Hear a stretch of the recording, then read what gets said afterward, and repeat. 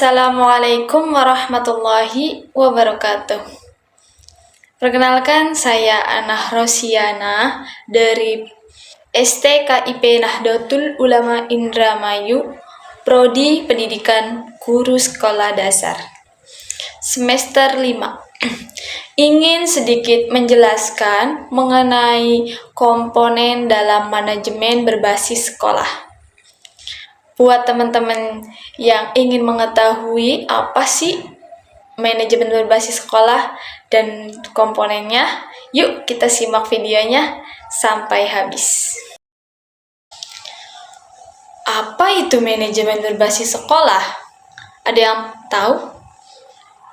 Manajemen berbasis sekolah atau biasa disebut dengan MBS adalah bentuk otonomi manajemen pendidikan pada satuan pendidikan.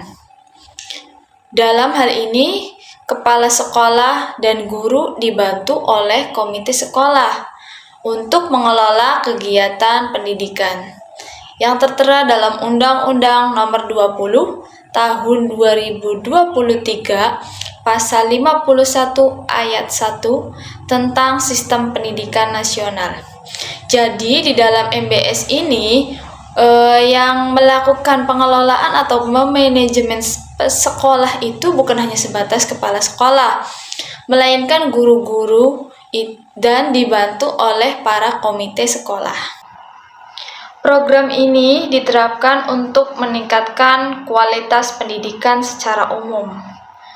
Manajemen berbasis sekolah merupakan hasil terjemahan dari School Based Management atau SBM yang memiliki arti suatu pendekatan politik yang bertujuan untuk merancang kembali pengelolaan sekolah dengan memberikan kekuatan kepada kepala sekolah dalam upaya perbaikan kinerja sekolah yang mencakup guru, siswa, kepala sekolah sendiri, serta meningkatkan partisipasi masyarakat.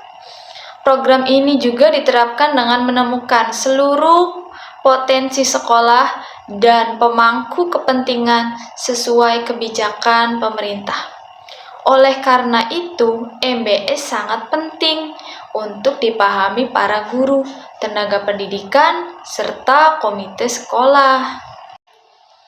Kenapa harus menerapkan MBS? Ada yang tahu kenapa?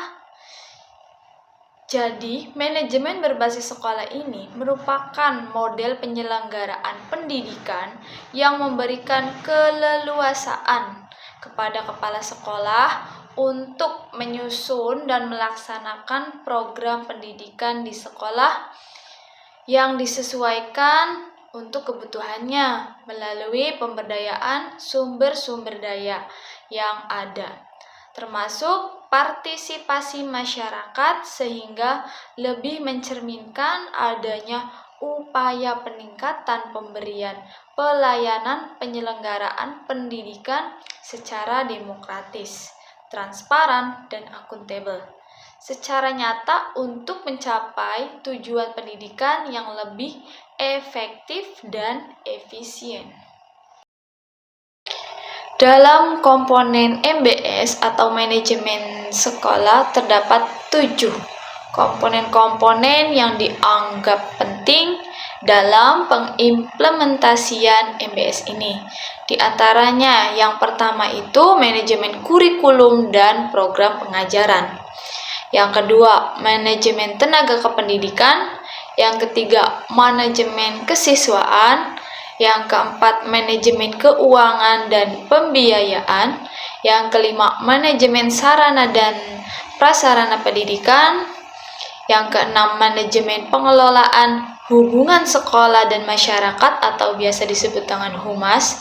Dan yang terakhir, manajemen pelayanan khusus lembaga pendidikan.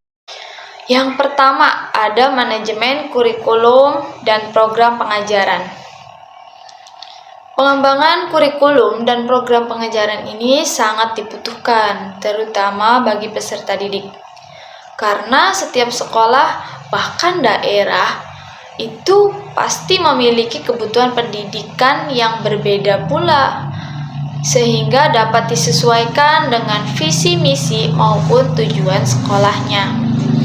Mereka tetap mengikuti aturan yang telah dibuat oleh pemerintah, tetap menggunakan kebijakan dan kurikulum pemerintah. Hanya saja dalam MBS ini mereka dapat mengembangkannya dengan menyesuaikan kebutuhan mereka masing-masing.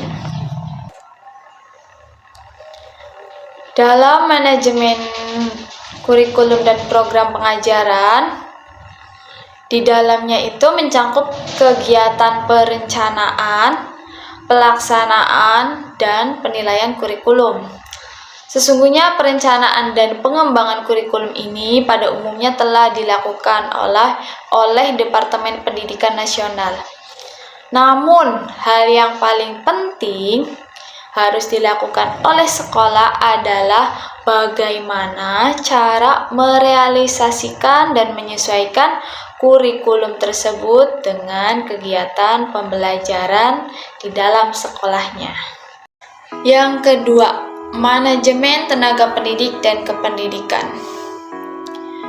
Dalam proses manajemen tenaga pendidik dan kependidikan di sekolah yang menerapkan MBS, sama-sama memberikan beban kepada karyawannya yang berupa tanggung jawab, sehingga tujuannya agar sumber daya manusia yang memiliki ini dapat terasa potensi dan kompetensinya menjadi lebih terupgrade, lebih terbaru, sehingga menjadi kinerja mereka lama-kelamaan akan lebih baik lagi dari sebelumnya.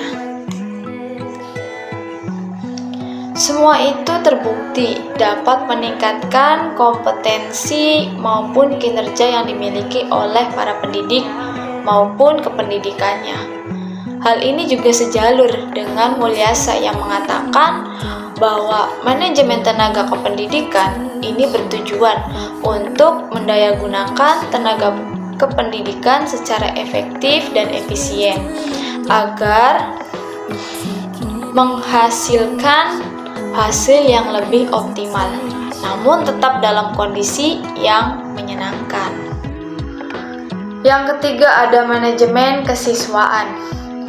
Penataan dan pengaturan terhadap kegiatan yang berkaitan dengan peserta didik mulai masuk sampai keluarnya peserta didik tersebut dari sekolah.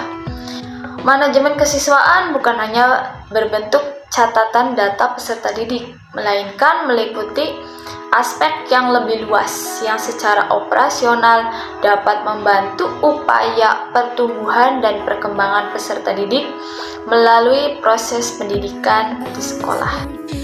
Yang keempat ada manajemen keuangan dan pembiayaan.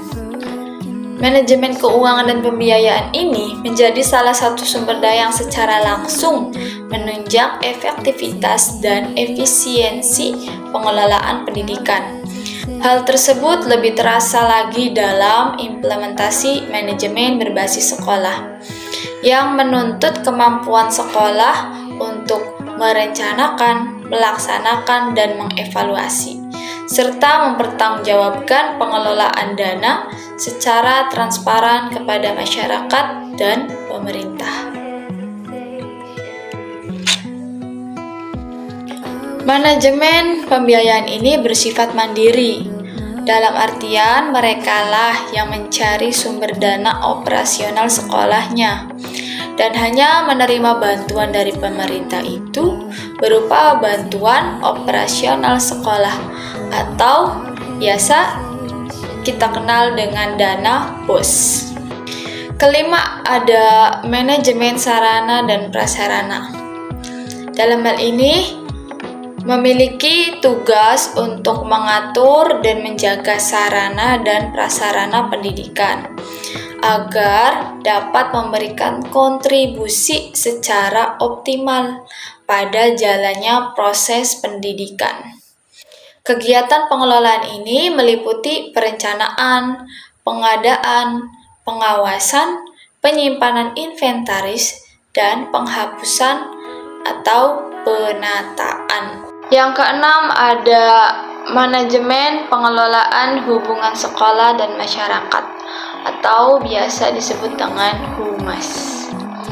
Pada dasarnya, humas ini tidak hanya bersifat publisitas belaka, tetapi lebih bersifat bagaimana sekolah membangun jalinan kerjasama dengan pihak-pihak lain berupa networking, di mana dalam kerjasama ini untuk kondisi sekarang merupakan sesuatu yang sangat vital dan penting dilakukan dengan tujuan meningkatkan kualitas penyelenggaraan pendidikan di sekolah.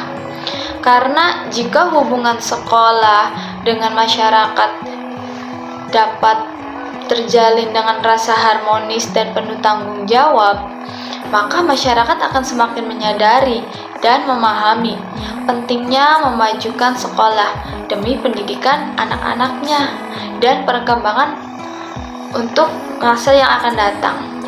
Namun, tidak berarti pada masyarakat yang masih tidak mengerti atau masih kurang menyadari bahwa pentingnya pendidikan, maka sekolah lebih dituntut untuk lebih aktif dan kreatif untuk menciptakan hubungan kerjasama yang lebih harmonis lagi. Sehingga melalui hubungan tersebut diharapkan tercapainya tujuan hubungan sekolah dengan masyarakat, yaitu terlaksananya proses pendidikan secara produktif, efektif, dan efisien, sehingga menghasilkan lulusan sekolah yang produktif dan berkualitas. Terakhir atau yang ketujuh, manajemen pelayanan khusus lembaga pendidikan. Dalam manajemen ini meliputi manajemen perpustakaan, kesehatan, dan keamanan sekolah. Manajemen perpustakaan yang lengkap dan dikelola dengan baik ini akan memungkinkan peserta didik untuk lebih mengembangkan dan mendalami pengetahuan yang diperolehnya di dalam kelas melalui belajar. Ini bisa dikembangkan lagi secara mandiri, baik pada waktu-waktu kosong ataupun ketika di rumah.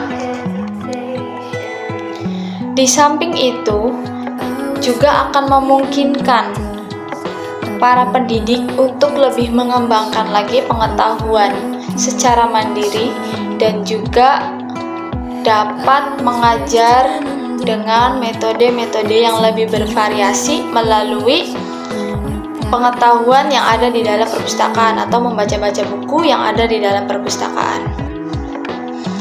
Mungkin cukup sekian untuk video kali ini, semoga bermanfaat. Akhirul kalam, wassalamualaikum warahmatullahi wabarakatuh.